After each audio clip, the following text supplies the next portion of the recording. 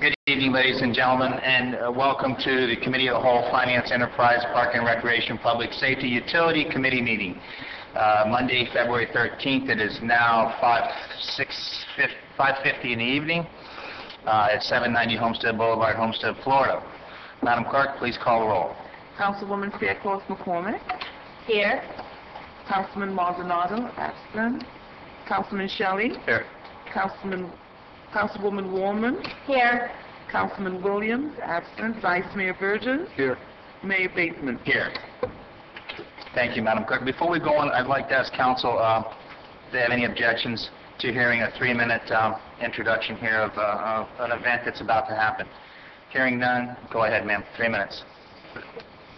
Right there. There's your mic. Just your name and address for the record, and then go ahead with your 3 minutes. Thank you. Thank you, council members, and thank you to Mayor Bateman. Good evening to all of you. My name is Dolores Gray, and I am one of the principals of Three Sisters Enterprises Incorporated. We are located in Richmond Heights, and we are at the area of presenting a very unique festival that is coming up Saturday, February 25th, at the beautiful Lale Sports Complex.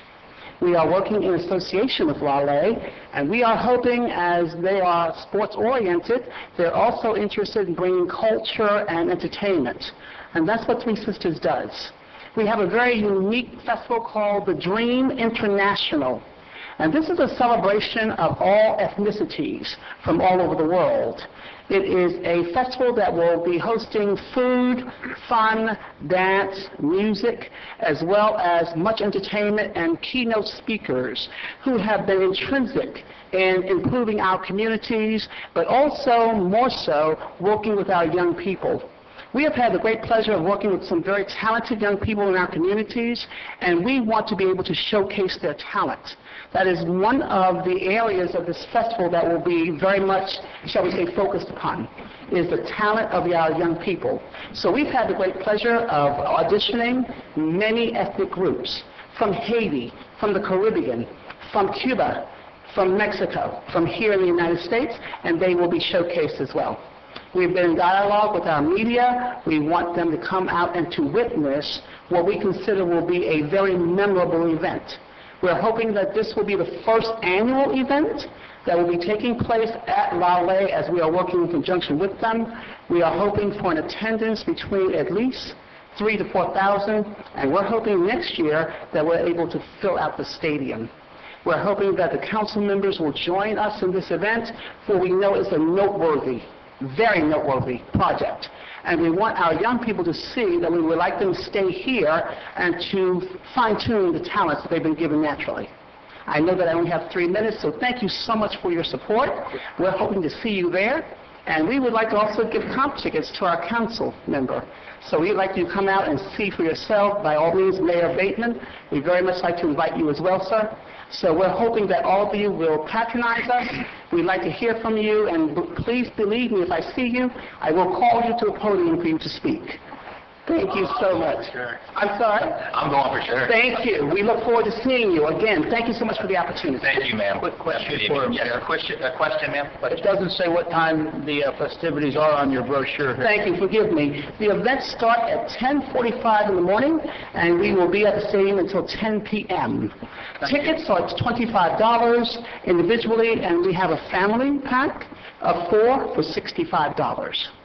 So we are looking forward to a great day, a memorable day, one that we will continue to bring back. And we're hoping that next year or the year after that, we'll have to go to Sun Life Stadium, where it seats 20,000. Awesome. Very Thank you again. Good job. Thank you. Okay, next item, addition, deletions, deferrals. Mr. Mayor, I'd just like to request executive sessions in 2 cases. The first one is the United States of America versus City of Homestead, Florida, and Richard Alger for an update for the council on that matter. Okay. And the second one is on the red light camera case, Jacqueline Suarez versus City of Homestead, American Traffic Solutions, and these will be scheduled at the council's convenience by the clerk. Thank you. Thank you, sir. With council's permission, we have tab 4. Is it tab 4, Sonny? Tab 4, I'd like to move up. He has a funeral to go to.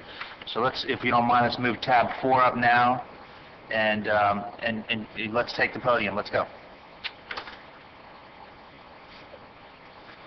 He said he had to wait for those. Mayor, Vice Mayor, Council, this item is in reference to an agreement between the city and the South Dade Soil and Water Conservation District for the basically the processing of the sludge in our plant and converting that sludge to a sellable product, fertilizer. The agreement calls for the equipment to be purchased upfront by the city, and the district will run the equipment and market and sell the product at their own expense. In reference to this agreement, the city expects to save approximately $200,000 a year in operational expenses for disposing of the sludge ourselves. This cost, or this savings, basically is going to be used to override the expenses of the equipment up front. We expect a 2.5-year return of investment, which basically in 2.5 years we would have our money paid back that we put into the equipment. And with that, I'll let the district to explain how the process of their equipment is, and et cetera. Cooper McMillan, 1450 North Chrome Avenue, Suite 104, Florida City, Florida. Basically, this is the same package that we brought to you before. There'll be greenhouses with roofs that open so the material can be sun-dried after it comes out of the digesters. Once it's the proper moisture level, it will be loaded into the composter, where it will be composted for 4 days, or until it reaches the temperatures needed under the Florida State statute, or the DEP bill? Yeah, DEP statutes. Between over 130 degrees for 3 days. We take it to 4. Then the material will be taken out of the composter and either shipped in bulk or bagged, however the customer needs it. That's the short, sweet version. Okay, I guess we ought to move it on. Mr. Mayor? We move it on first. Okay. Motion? I'll move it. Thank you. Second for discussion. Thank you. It's open. Mr. Mayor, I have a question. I brought it up to staff. I just want to raise it on the record. And that is, my only concern, I think this is a great project. I met with everybody. I think it's a good thing. It's going to save us money. My only concern is that there's a little lack of security as far as what happens. Because we're buying the equipment up front. We are going to save money as far as the $200,000 disposal fee a year. But if it's 6 months or 8 months into the process, for whatever reason, market conditions or whatever, you're not able to sell the product, then my concern is that if they were to disappear, if they go bankrupt, we're now stuck with a machine, and we still have the costs that were expected to be recouped for the 2.5 years. So there's nothing there. There's some legalese here in the contract that gives us legal rights to sue, but if ultimately there's nothing there, there's no recoupment. And so it's just a concern I want to raise. I know I've asked a question. You're looking into some answers for me to see what our options are. I don't know if the applicant wants to address that issue, if they have any way to maybe help secure that. We started down this road in 1984 with Miami-Dade County. Last year we marketed about 8,000 tons from 3 different vendors, and we have a waiting list. This is not a product that is going to go away. The market demand is significant for this, and we just can't produce enough. Mr. Mayor, if I just follow up. Yeah. And my only thing is, I guess, is maybe between now and the time this goes before the council, I mean, can we get some hard numbers? Can we actually show that demand? Because right now I have to take the word for the applicant. And I would like to, if I'm voting on this with kind of out the safety net, so to speak, I would like some hard numbers, facts, figures to show me that we're taken care of, that we have, that the risk is worth the reward. I have letters from major tropical fruit growers that I can enter, you can welcome to have for the record. Brooks Tropicals, Chrome Groves, these people who farm thousands of acres of tropical fruits. Okay. Mayor? Yes, Vice Mayor. Why are, and I guess this would be the staff through the manager, why are we the ones that are still responsible for the electric, the diesel, and all the other, the taxes and all that go along with this? It's our equipment, but they're the ones generally that are going to be using it and getting everything, responsible for the sales and stuff. The applicant, the district is responsible for all costs of the operation. We're just making the electricity available to them, but they're responsible for all the costs. No, well, then I must be reading, because it says the City of Homestead will provide the electric power, provide water, provide all the diesel for the New Holland Workmaster tractor and stuff. Let them know we'll pay all applicable local, state, or federal taxes. Says.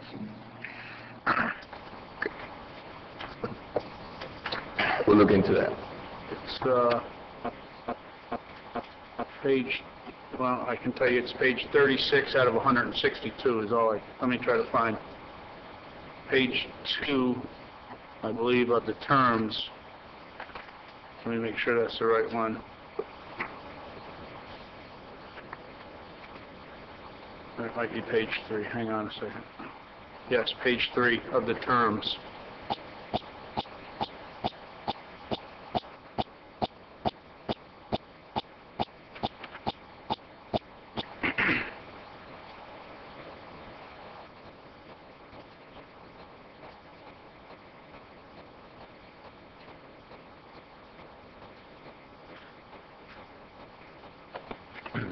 Mr. Mayor, we'll look at it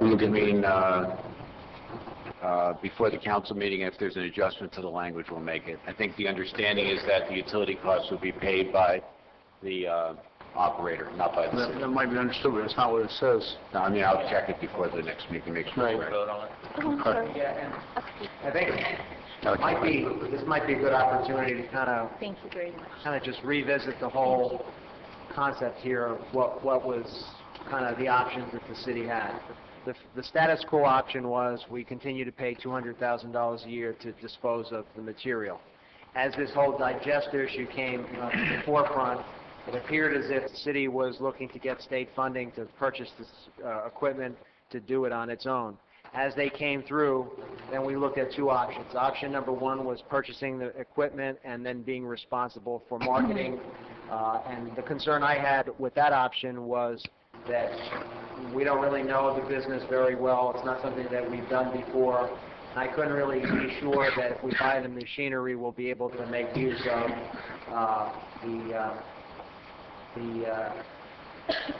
the material as it's produced.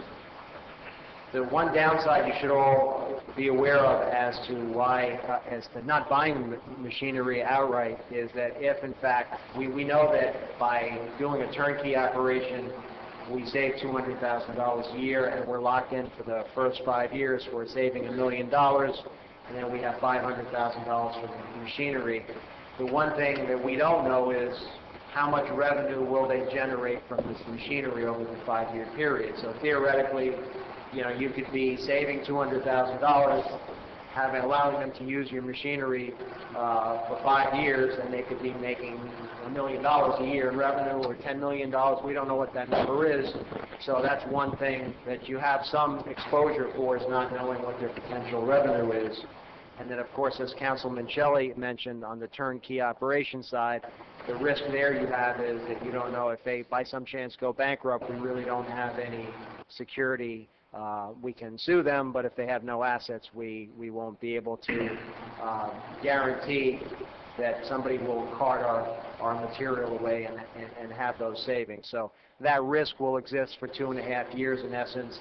Once the machinery is paid for, if they go bankrupt, then there's really no risk other than, either we utilize the machinery and we sell it ourselves, or we pay the $200,000 a year, which would mean we're back to square one. As far as the operational costs, we'll work with the lawyers to make sure that the language is solid.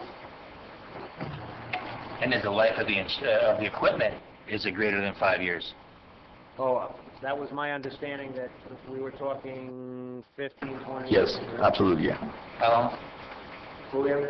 The equipment has at least a 15-year lifespan. All you're doing really is just a motor to spin the drum.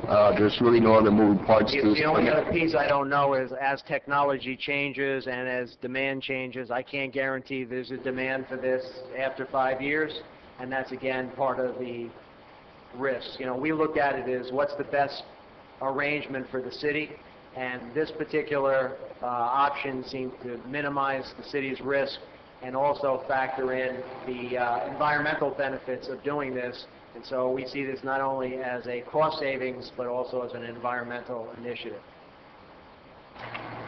Mr. Mayor? Yes. Last question. The other thing, too, is maybe give me some information regarding the, I think your literature said that you're a subsidiary of the USDA. Is that correct? We're a governmental subdivision of the state of Florida. Okay. Does that give you any kind of full faith and credit? Are they backing your operation such that if you were to not, again, heaven forbid, but if you were not be able to make meet your goals that you have set planned, would they back as far as any liabilities go, or? No, the USDA through the NRCS provides us with an office space, and they pay the light bill for that building. But we have an MOU with them, but there's no financial backing. Okay, thank you. Further questions from council? Okay. Just one quick one. Sure. Richard, on a follow-up with that stuff, we'll need to go back and look at some stuff under 10.2, that we have to, the city would be in default if we don't supply that stuff, so some of that language there we'll have to... Thank you. Okay. So tonight we're going to vote it as is. All in favor? Aye. Nays? Okay, item carries. Thank you. Thank you. Thank you. All right, back to item number 1, tab 1, discussion on Lele Sports Complex status update on insurance requirements of its lease. This is strictly a discussion, so we don't need a motion. Where do you want to start? Oh, that's right. I turned it over to you. You're going to bring us a report back. I am. I am. First of all, thank you for assigning this to me. And staff and I, we have met with Lele, and Alexis is in the back there. But we've met with Lele not only on the insurance requirements, Mayor, but also on other things, including the cable. See, what did we decide to call this? The cable. No, there's a specific word we decided to call this. David, help me. Dennis, Cable Water Park. Cable Water Park. We had great discussion on what to call that. So. Thank you, David. But at this point in time, we have a preliminary agreement with Lele that they will be happy to provide reimbursement to the city for the cost of property insurance coverage. We had great discussion on the business interruption insurance, and the attorneys are working on some language for that.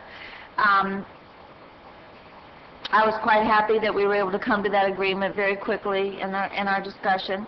Our attorneys, they're working diligently, not only on the language for the insurance provisions, but also with this cable water park issue. We've given them some advice as to where they need to go in different departments in the county before they can even come back to us.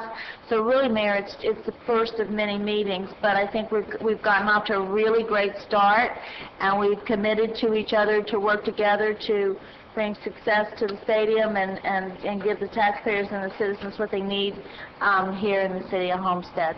So we will be coming back to you in a very short time. Possibly, George, would you say the March meeting? The March meeting, we should be coming back with everything in writing and all the amendments, and we want to give them a little more flexibility in their events, but at the same time make sure that we're doing what we need to do here at the city, and there's going to be some amendments that are going to need to be made, and we'll just bring them back as a big package to you, Mayor. Thank you. Questions from council? Yeah, I've got one, couple. The insurance, for the record, that we're talking about is a replacement value insurance of the structure, right? In the event of a catastrophic, the structure goes down. That's what this particular insurance is for, Yes. Correct? Did the city of Homestead carry this in the past? And for how many years did we carry it? We have been carrying Bring it now. The cost was 10 to 12 a month, correct? 10 a month, 12? I think basing it on the current property policy that's set to expire March 31st came out to approximately $120,000, and I think if we just did a solid 12-month split, came out to like $10,000 something a month.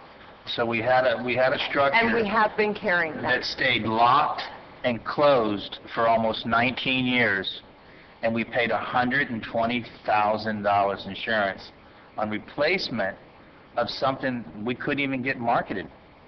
That's incredible. That's over $2 million we've spent on insurance for a structure that had a catastrophic taken it down. It would have made the land 3 times more valuable. 3 times more valuable. And why I bring that up is because I think we ought to look at some of the things we have around Homestead and start thinking about some self-insuring and some real logic on some of these things that we spend a fortune on. And that's a fortune. $2 million of taxpayers. Yeah, I think we used it in my time in '98 for college baseball for maybe 3 years, and it was used 3 months out of the year for 3 years. Mayor, we have used it. We had some baseball contracts and Venezuelan contracts, and we used it for 4th of July up until 2 years ago. Yeah, but it's so $120,000 for insurance on something that it wouldn't have made a difference if it went down or not. It would have made the property would become more valuable had it gone down.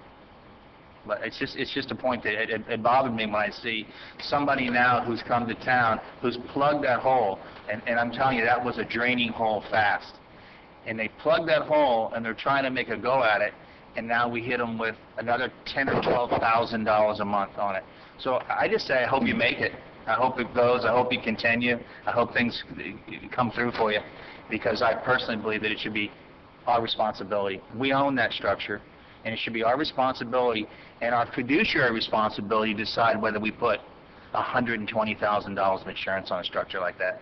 Mayor, if I may That's my point. continue, Let me just finish up, and I will. So with that said, I hope that you continue your programs and things work well for you. And I know that things are very thin right now. I see the programs out there. I come out there, I visit that site. And what it's doing right now for the youth of our community, I'm telling you, we have a hard time doing in our own park and recs. Yes, Ms. Palmer. Okay. I was tasked with sitting down to negotiate, and that's what we tried to do. Unfortunately, when we went into this agreement, all parties agreed to a triple net lease, and it was clearly in the contract. And actually, there was no opposition, and correct me if I'm wrong, Alexis, there was absolutely no opposition for the stadium to agree to pay the property insurance. That's not an issue with them. But we're trying to compromise in a way so that we can eliminate the business interruption insurance so that it will make it a win-win on both parties. We're going to get into great detail on the next meeting with that, because it is to your advantage for us to hold the property insurance in case there was a catastrophic event with a hurricane or whatever, because FEMA would look much more favorably at LA if we were the ones holding the contract and we were the ones holding the insurance. So there's a lot here that needs to. We just scratched the surface when we started the meetings. So we're quite into it. We want nothing but the best. Our staff has completely pledged their allegiance to LA to help them succeed. But there's commitment there, and if that wasn't what we wanted to approve from this dais, the triple net lease, then we shouldn't have approved it. So we're working towards success, and I'm very grateful that they've been as cooperative, and our staff has been absolutely amazing, very, very diligent, and the city attorney, so I compliment your staff for that as well. So we'll get back to you with more. Okay, thank you. Mr. Miss? Yeah, I just kind of echo that. I mean, while we're discussing that issue, I mean, for me, it was kind of the negotiated terms of the lease at the time. It was the reason why. One of the reasons why, at least for me, that I thought the lease and bringing LA to that stadium was so good was that we were trying to eliminate some of these costs that we were incurring to maintain that stadium. So not only was what they brought to the community with the product, but it was also the expenses that they relieved us from when they took that lease over. And so for me, that was kind of a material part of the lease that they had the chance at that time to negotiate, and for whatever reason, they didn't. But at this point in time, I mean, that was kind of a big reason why I think that lease was positive for the city. And again, I support Lele 100%, and I think the city's done a good job, and Lele's been a great member of our community. They've gotten involved with a lot of our different organizations throughout the city, so I commend them for what they've done. Thank you. Any further questions? I just have a question. Please. When this lease was drafted, was Lele aware of the fact that they had to pay an additional $10,000 to $12,000 per month for this insurance? Were they amenable to that? Yes. They were aware that that was a requirement in the lease. Whether they were aware of how much it cost, I don't know. I know that we disclosed to the council what we'd be saving by shifting those costs over to them. Whether they thought maybe they could get it cheaper somewhere, I'm not really sure. So for clarification purposes, they were aware that they had to pay this insurance? Yes. But they were unaware of the cost? I don't know whether they were or they weren't. I know that they were aware that they had to pay it. I just don't know what their calculations were in terms of expense. Mayor, may I comment on her Sure. question? Go ahead. Mr. Councilman McCormick, there was absolutely no discussion at our meeting as to the cost. The Lele walked right into the table and immediately said that we'd be happy to go ahead and work within the contents of the contract and do what you need to be done there with the insurance. So there really wasn't any discussion about cost at the table, just on staff defense and Lele as well. So, and that contract, let me tell you, that contract took months to get done. Ms. Volkert was the one who worked on that. So, I mean, it took, and Dennis, so it took months and months and months. Yeah, there was some questions and concerns at the time of that about the amount that we were charging for rent and the rationale for why that was a good deal for the city, even though the amount looked fairly reduced compared to what others may have thought should be charged. We made the case about how much we were saving by turning the operation over to them, and including that was our maintenance costs and also our insurance.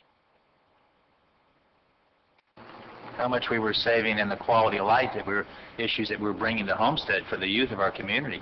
It's incredible, between the dance and baseball and softball and soccer, you name it. Now surfing or whatever it is, cable park. I just wanted my comments for the record. Simple as that. Any other comments? Okay. All right. So do we have the direction? I guess the staff's got direction. Okay. Our next meeting, I had a conference call today with the attorneys, and we're going to hopefully have a meeting, not this week, but next week, on the updates that we have, and report back to the council meeting. Thank you. Okay. All right, next item, January 10th, 2012 minutes. Entertain a motion for approval. I move. Thank you. Second. Thank you. All in favor? Aye. Thank you. Okay, we did 4, so tab 5, Finance Committee, Councilman Williams, motion to place car 376 on council agenda. I'm sorry, tab 3.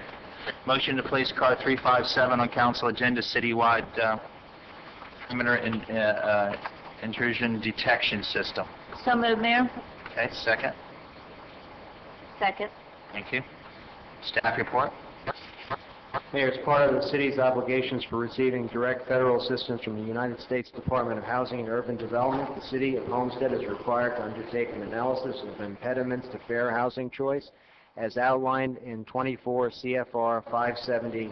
That's 3, sir. He corrected me. I went to tab 4. I'm sorry. We passed tab 3. Passed up tab 3, which is The perimeter detection? Yes. Staff's recommendation to mayor and council approve the attached resolution authorizing the city manager to enter into an agreement with Oresco Technologies for the upgrade of the city's solar beam perimeter intrusion detection system at a total cost of $67,126 with an annual maintenance cost of $36,053. Okay. So we have motion and second. Questions from council? Sir, if I may. Sure, please. This is for their follow-up maintenance program is for 4 years. Do we have an out? Because I'm looking in our stuff here and I don't see anything in here. In the agreement, I don't think there's an actual out clause, but Usually what we have is with a 30-day notice, we can go ahead and cancel the agreement. But in the letter that we received from them, that clause is not in there at this time, but we can go ahead and include it if we want to. And we will. And secondly, when we come back to council, I guess, can you just, for the thing, can you put a little explanation of exactly what the maintenance program is that they charge the money for every year? Because all they have here is figures. I don't know what kind of maintenance they do, if it's really done, or any of that nature. I mean, there's just a number here, and I have no idea what the maintenance, what the requirements are. These are numbers in line or nothing. I don't have anything to compare it to. Sure. That kind of confuses me then, what he brings up now. I really thought that this was a change out of antiquated and old items for the new up-to-date items, of which they carried a 5-year warranty on what they were doing. So I must have read it wrong, or understand it wrong. Mayor, Vice Mayor, and Council, that's correct, Mayor Bateman. Thank you. We've been using Aresco and the Solar Beam product since, believe it or not, before 2005. As stated in the card, the equipment is starting to become antiquated. They're having a hard time finding replacement parts. So that's why they came and approached us in terms of upgrading the entire system. The maintenance cost that you're seeing there is currently the maintenance cost the city pays right now. In fact, all the departments have that money allocated to them. It was budgeted at the annual budgeting. The thing that's hitting us obviously is the $67,000. And according to Aresco, if we don't replace these parts in approximately 6 to 8 months, the system may become obsolete in terms of not operating properly. So that's why they approached us to do the upgrade. So the upgrade is the $67,000? Okay, total turnkey? I don't have a problem with that. And the maintenance is free for 5 years? No, not free. The maintenance stays at the same level, and they're guaranteeing if the equipment becomes obsolete again during that 4-year period, That's what I read. they will replace it. Okay, so a 5-year warranty on the equipment that if it becomes obsolete, they're going to change it? Correct, 4 years. Yes, sir. Just to clarify, we'll still have $36,000 a year built in as maintenance fees, correct? Correct, and that's what we're paying now. Right. And each one of those is listed in there. We're for each one of the areas, the towers. You know roughly how many there are around the city? Just a general number. Close to 100. 73 is what I... Oh, 73? No, it's a lot. Okay. Any further questions from council? Okay, all in favor? Aye. Aye. Nays? Item carries. Okay, back to tab 5. Motion to place card 376 on the agenda. Motion 376. Analyst and funds of fair housing choice. Second. Thank you. Staff report. That's the one you started reading, number 5. As part of the city's obligation for receiving direct federal assistance for the United States Department of Housing and Urban Development, the City of Homestead is required to undertake an analysis of impediments to fair housing choice as outlined in 24 CFR 570-904.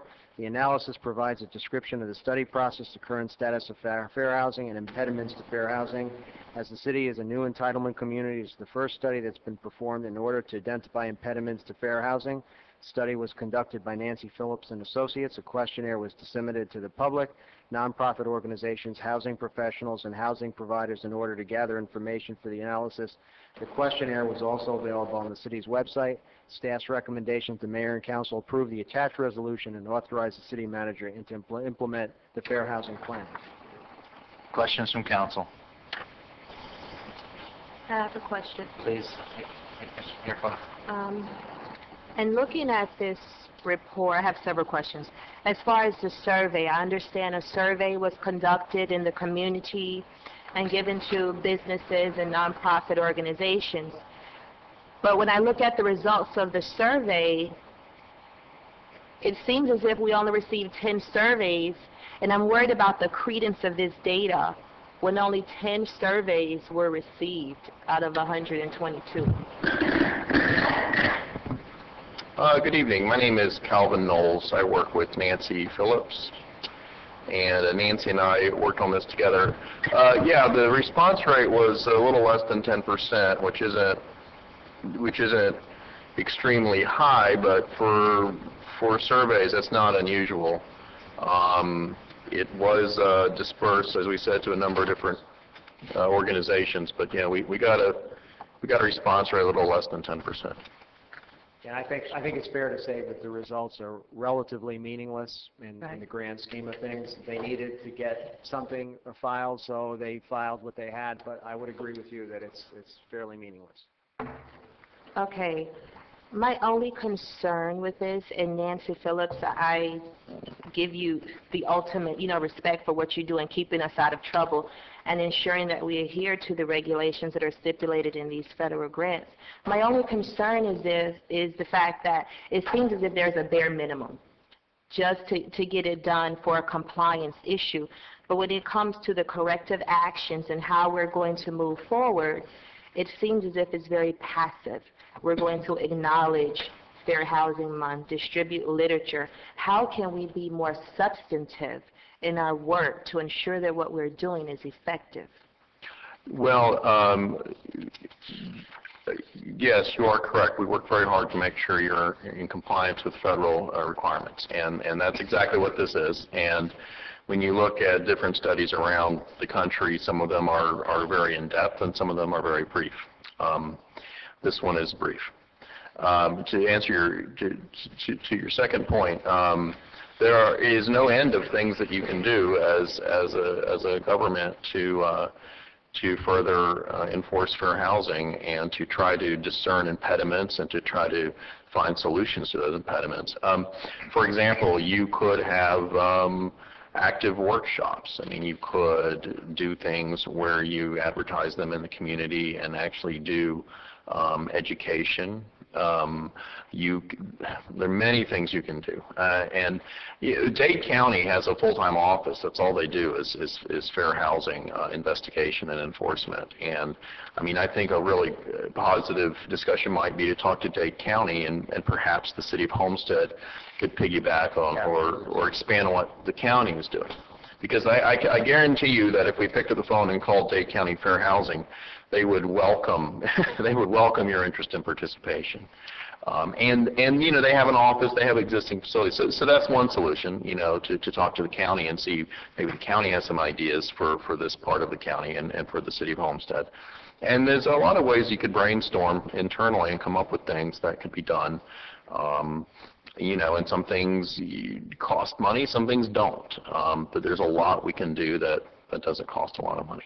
So if the will is for us to come back with some recommendations on how to get to do more, we're happy to do that. Yes, I would definitely say that we need to do more and not just settle for the bare minimum. But as far as the corrective actions that are here, would you please be so kind as to provide a specific timeline as far as the execution of the corrective items that you have in this document? Certainly, we can work with staff to determine a timeline, a reasonable timeline that goes hand in hand with this. Sure. Thank you. Thank you. Any further questions on this item? Okay, all in favor? Aye. Nays? Item carries. Tab 6, Park and Recs Committee. Motion to place card 378 on council agenda. I'll move it, Mayor. Thank you. Monetary donations, considerations for naming of public facility. Thank you. Staff report. Mayor, the City of Homestead has received requests for acceptance of monetary and/or in-kind donations for memorial purposes and naming of public facilities within the city. These donations can benefit the city by applying the funds towards the municipal programs, improvements to parks, facilities, etc. Staff recommends the Mayor and Council approve the attached resolution to accept monetary donations for memorial purposes and naming of public facilities within the City of Homestead. Okay, questions from council? Mr. Mayor? Yes, sir. Just a quick comment. This kind of originated, there were some local not-for-profit organizations that were looking to install playground equipment in our parks to maybe sponsor the maintenance of some of our parks in order to get back to the community.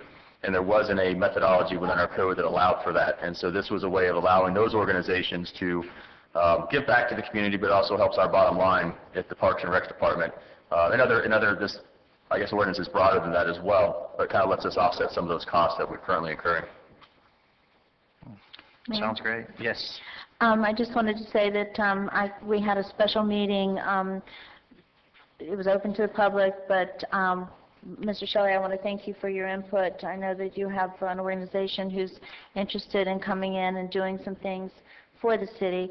But not only that, we piggybacked this pretty much off of Dade County, and that was very important that we allow people, like for example, in our new dog park, we have an animal clinic who's interested in supplying us our little, what do you call it, disposable little baggies.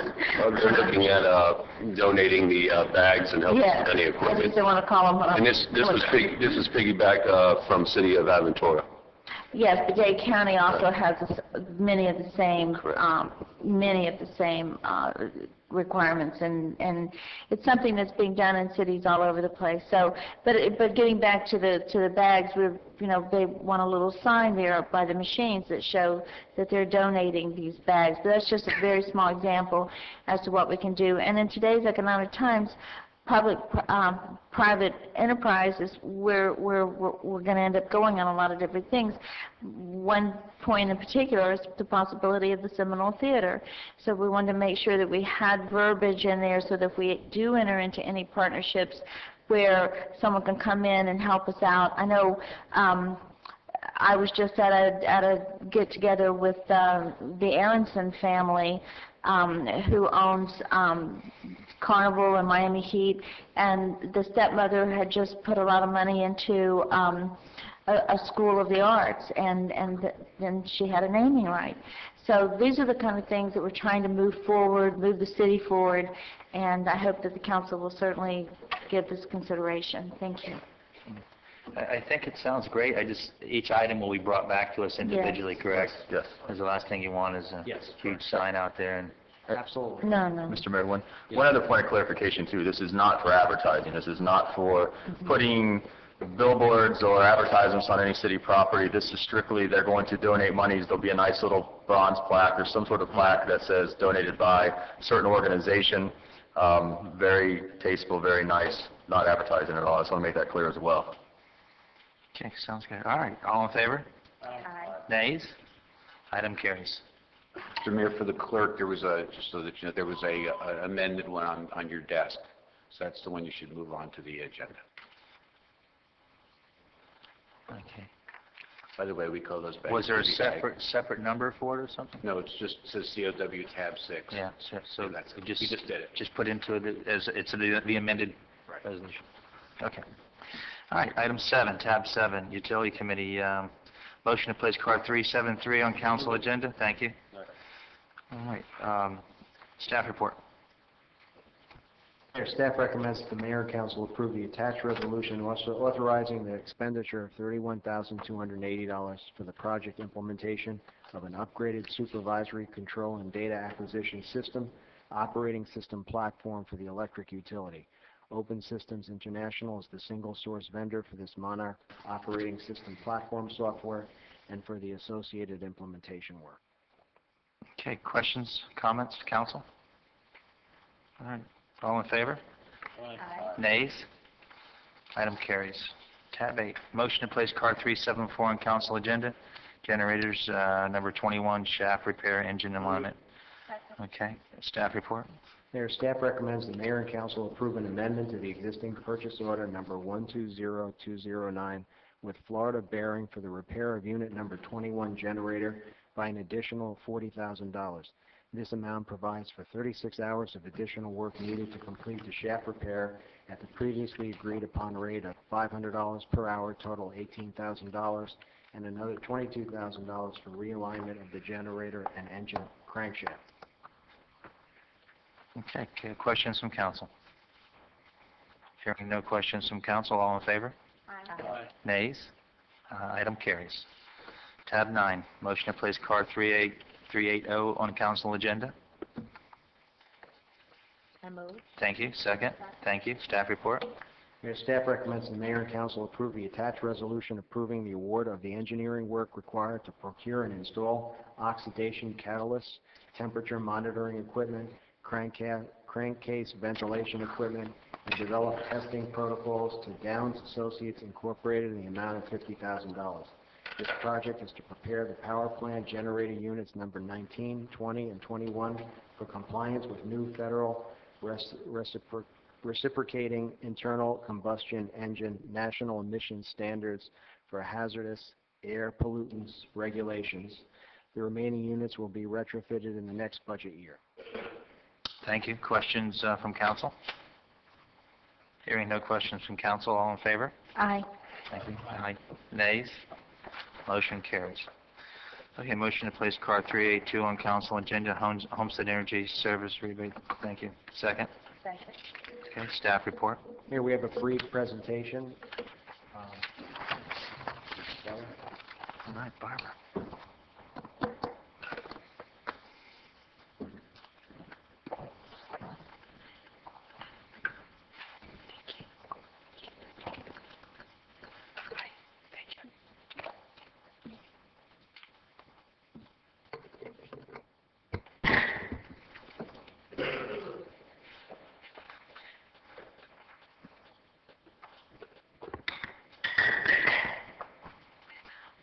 Hello, good evening, Mayor, Council. The Homestead Energy Services is planning to offer rebates to those customers who participate in purchasing certain energy efficient devices for their home. And this will be funded by monies that we have from the Energy Efficiency and Conservation Block Grant. And with me, I have Christy Thompson, the utility analyst. Christy handles all of our energy efficiency programs and items, and Christy's going to go through the brief presentation with you. Christy? Thank you. Good evening. Does it work? I'm just checking to see if it works. Okay. Going through the benefits, the first thing we'll start with is why we want to do this. What are the benefits for us and our customers? There's no cost to the residents. There's nothing on the bill. This is just something that we're doing with our grant that we have now. So there's no cost to the residents. The customers will benefit from getting monies. Also, Homestead Energy Services will benefit. We're going to be using this as a pilot program to be funded through the city's, like Barbara said, Energy Efficiency Conservation Block Grant, which is known as EECBG, so we don't have to say all of those words. We'll use this data from this pilot program to determine the cost to fund an annual rebate program, possibly to always have rebates in the future. So we're going to just use this right now as a pilot program. The customers will benefit through utility bill savings and sound environmental stewardships. And Homestead Energy Services will benefit from reducing its peak demand and reliance on power production from fossil fuels. Based on our current contracts that we have for purchasing power, an additional megawatt of firm capacity in 2013 would cost $174,000 per year. So if we're selling energy and we're making money, why do we want to lower our bills? Why do we want people to not use so much energy? This is one reason why. It's because purchasing another megawatt will cost us money as well. And the rebate breakdowns, the different rebates that we're going to have. The first one will be, of course, for purchasing a new AC unit. Any AC that you do purchase has to be 16 SEER or higher. That's SEER. That just means that it's better quality and it uses less energy. And we have different breakdowns for it depending on the size. 2-ton would be $200 rebate, 2.5 would be $250, 3-ton would be $300, and 3.5-ton or higher, any of those or higher would be $350 for a rebate. And then we also have the annual AC maintenance, which is a rebate of $50. You're supposed to get your AC maintenance annually. How many of us really do that? So one of the things we want to throw in here is a rebate for that, so we can let people know, and it's also going to show when you get your AC maintenance every year, your bill is going to go down. Typical maintenance is approximately $100 for an annual maintenance, depending on the size and type of AC that you have. But I can guarantee you, just by cleaning your coils in your AC unit, you will see a huge energy savings in your bill. The next thing that we want to do is insulation rebates, which is going to be of R30 insulation or better. We're not saying that it has to be one particular type of insulation. You can do any kind of insulation as long as it's R30 or better, and it's up to $250 for the rebate. We're going to do 12 cents per square foot, up to $250, so depending on how many square feet you have of insulation. And then the last one that we're going to do is a water heater timer. Everybody questions this. This is a great thing. If you don't know it or not, your water heater is on all the time. If you're not home, your water heater's still going and it's still trying to heat up that water. There's no reason to use that water heater if you're not there. In my previous house, I had a light switch that worked my water heater. And all I would do is turn it on 15 minutes before we took a shower, turn it off afterwards. That really saves electricity. But a lot of people don't have that light switch. So you can go and get a water heater timer anywhere. It doesn't need to be a huge, beautiful water heater timer. It just needs to be a timer. You can get a timer for $60. You can get it for even cheaper than that, and that rebate's going to be $25. And by putting it on the timer, if you know you're going to wake up in the morning, turn it off afterwards, and you put it on a timer, you don't even have to touch that light switch, and that'll also help on saving. And there's a little blurb on the bottom. In this rebate program, it's all first come, first serve. So all the applications that we get will be first come, first serve, because the money will run out. Going on to the next one is eligible participants. Homestead Energy Services residential homeowners. Right now, we're only doing this for residential services. Again, depending on the pilot program, we may open this up to commercial. Your utility account has to be paid up to date. I love this one because I've noticed from the surveys that we do, when we go out to the customers' homes and we do surveys, when a customer calls, I first check to see if their account's up to date. If their account's not up to date, I tell them, once your account comes up to date, then call me back. I have so many people that I do that to that call me back in like an hour. They actually pay their bill because they want this service. So by doing this rebate, they'll pay their bill because they want this rebate. And go on to the next one. Equipment must be located on the premises of the HES residents. And the guy that does our survey will check this out. So if you have a receipt for a new AC and your mom lives up in Miami and because she just had it, it's not going to work. It has to be installed on your residence, which is in a homestead. Got to check it out. Our process. Sorry, let me just get them all on here. First, the customer applies. Second, the utility analyst will review applications for qualification, and again, here I have first come, first serve. And in your packets that I handed out, you also have the applications for every single one of them, and that's also in there. Conserve Pro, who is the person that does our energy conservation surveys, he will verify the installation. And sometimes he'll even go out before they install things because they have questions. So he'll go out to the home before, and then after the installation of the products, then he'll go back out afterwards. Then the utility analyst will send letters to those who do not qualify. The utility analyst will process FPOs for payments and mail out with a congratulations letter to those that do qualify. Everything will be done by check. The customers will receive a check. And 6, the utility analyst will report all approved applicants and payments to the federalreporting.gov, since this is a grant-related item.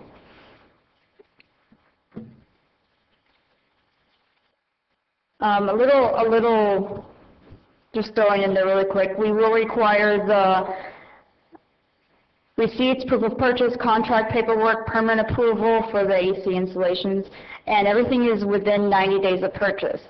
Now, also in the process, we are going to be implementing a pre-qualification process where we will give our customers the opportunity to pre-qualify, pre-apply, by a formal process that we're going to come up with, and those who pre-qualify will have those funds put aside until their complete application has been processed and approved.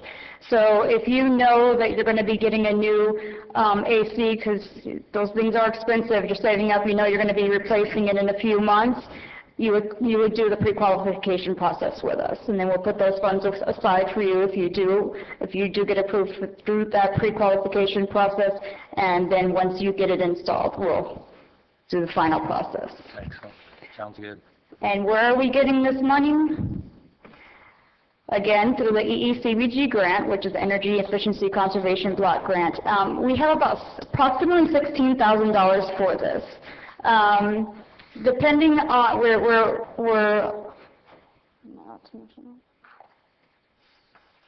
doing a project at this time. It hasn't been finalized yet, but depending on the total of that project, if there's still some funds left over, then I'll grab off that project.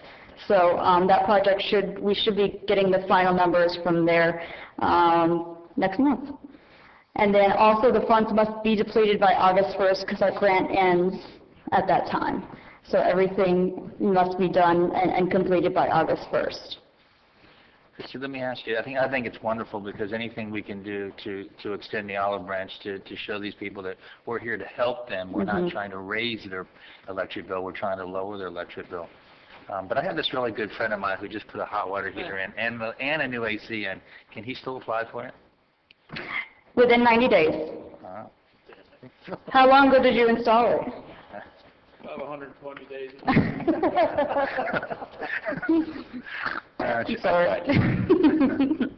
No, I think it's wonderful. That's wonderful because we do get our fair share of bad press, and it's great to see good press that you're reaching out and trying to do some things to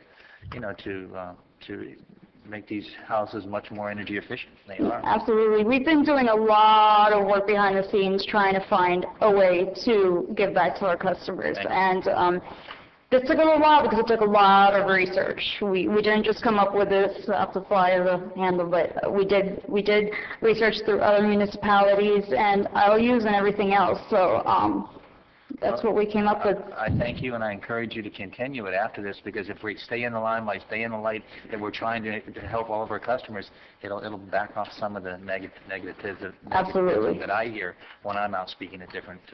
We hope. Thank you. Mr. Mayor, I just want to echo that. I mean, I think it's a great program. I know that's one of the things I hear all the time is, FPL offers the rebate program, you guys don't offer it, why don't you offer it?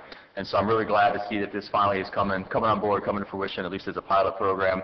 And I think that we need to make sure that we get the word out. We need to do a press release. We need to make sure everyone's very well aware that this is out there and this exists, so that everyone can take advantage of the program before August 1st. That is actually a good point. We did also do research on how to advertise it. There is a website and a blog that we're going to register under for all rebates within the United States. It breaks down by Florida and then breaks down. So we're going to be doing that. We are going to advertise in the Miami Herald and the South Dade News Leader. We're going to be going to local churches and the homeowners associations. The homeowners associations and the companies that we work with for customers that go for help on their bill, like the HEAP and those we're going to be advertising with those as well. Excellent. Mayor? Yes. I think we need to do more than that.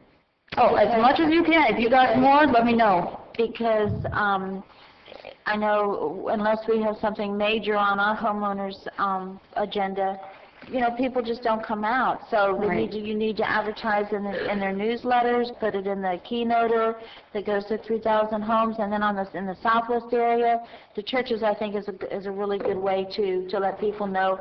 But at the community center, perhaps we could do something. Do you have flyers and posters? Did I hear you say? We do. Yes. Yeah, we haven't finalized anything yet. We wanted to wait till we let you guys know before we let anybody know. This is a big deal, and FPNL does it, but we as a city, this is a first for us. So this is in this capacity. Yeah. To really get the word out there, and perhaps we should mention it from here on out at every single council meeting, which is televised, and hopefully we'll have the new televisions working in Keys Gate and the east of those of us that don't have Comcast.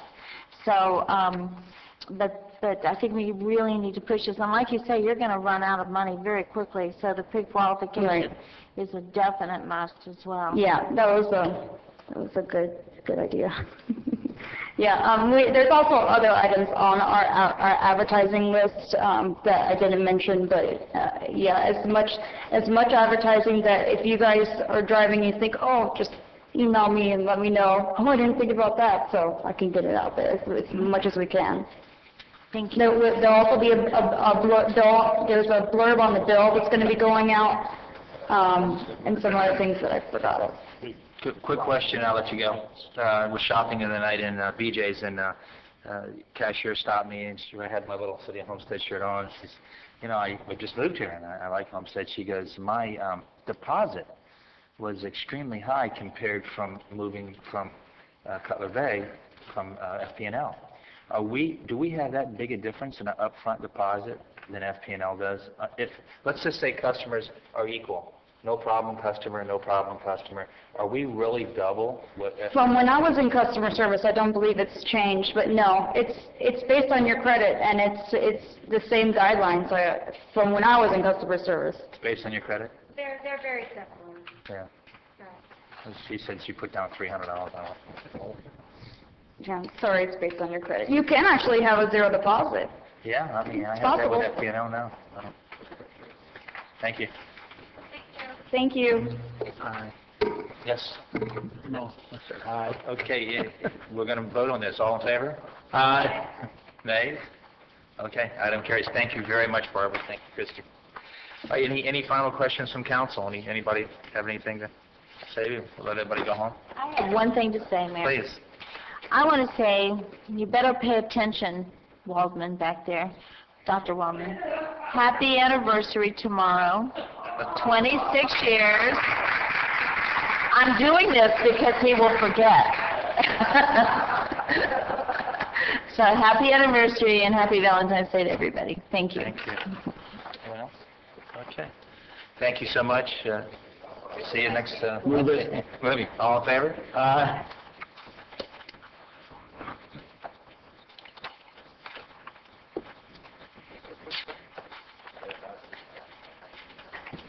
Are you going to go to the county? Are you going to go to the county address?